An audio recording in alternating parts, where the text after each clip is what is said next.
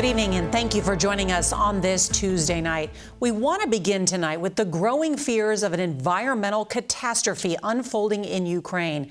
And this is not because of the ongoing bombs and bullets raining down on citizens, but instead the cascading floodwaters that are threatening thousands of people after a critical dam on the front lines was sabotaged. We are learning that those floodwaters are expected to peak in the coming hours.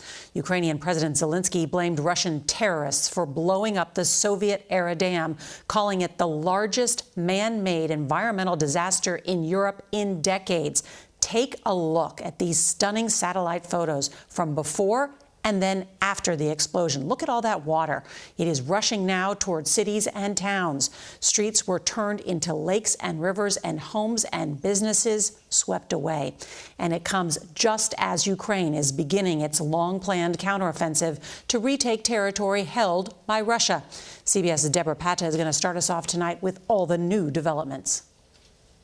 The blast smashed through the dam wall, causing a massive breach as one section collapsed completely, sending torrents of water surging towards the southern city of Kherson, less than 50 miles away.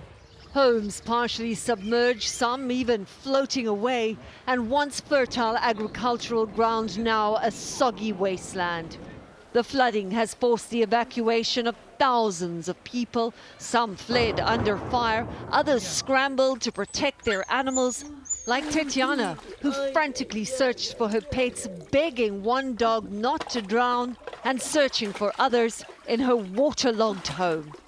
The dam holds back a reservoir containing about the same volume of water as the Great Salt Lake in Utah and is important for the safe running of the Zaporizhzhia nuclear power plant, which is also Kremlin-controlled. The United Nations Atomic Energy Body says that plant is safe for now.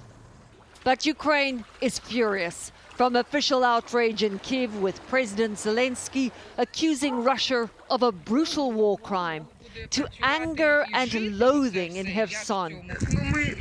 We were under occupation for 9 months, said Irina. Now we have been flooded by these wretched occupiers. The Kremlin denies any involvement.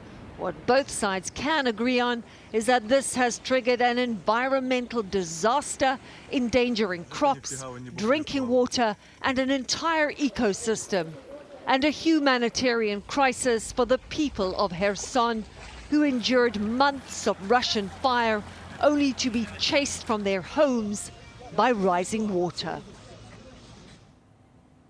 White House National Security Council spokesman John Kirby says they're assessing reports that Russia is responsible for the blast. And while they cannot say conclusively what happened yet, Norah, what is clear is that the damage to the Ukrainian people and the region will be significant.